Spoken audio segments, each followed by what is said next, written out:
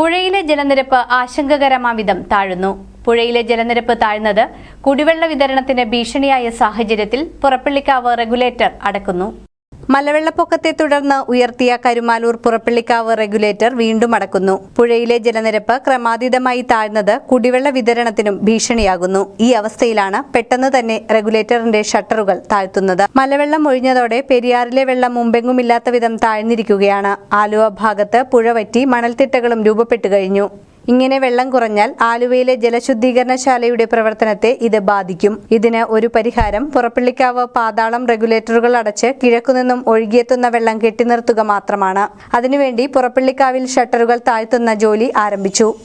എന്നാൽ ഇതുവരെ 3 ഷട്ടറുകൾ മാത്രമേ താഴ്ത്താൻ സാധിച്ചിട്ടുള്ളൂ. ഷട്ടറുകൾ ഉറപ്പിക്കേണ്ട ഭാഗങ്ങളിൽ മലവെള്ളത്തിൽ ഒലിച്ചു വന്നവയെല്ലാം അടിഞ്ഞുകൂടിയിരിക്കുകയാണ്. ഇതെല്ലാം മാറ്റിയാൽ മാത്രമേ ഷട്ടറുകൾ ശരിയായ വിധത്തിൽ അടയ്ക്കുവാൻ കഴിയുകയുള്ളൂ. ഒരാഴ്ചയോളം മാറ്റിയാൽ തീരാത്തത്ര ചണ്ടി പുറപ്പള്ളിക്കാവിൽ അടിഞ്ഞുകൂടിയിട്ടുണ്ട്. ഇതെല്ലാം ബോട്ടിൽ കെട്ടിവലിച്ചു മാറ്റുന്ന പണി പുരോഗമിക്കുകയാണ്. ഇനിയും വൈകിയാൽ പുഴയിലേക്ക് കായലിൽ നിന്നുള്ള ഉപ്പുവെള്ളം കയറാനും ഇടവരും. അതോടെ ജലവിതരണം കൂടുതൽ പ്രതിസന്ധിയിലാകും.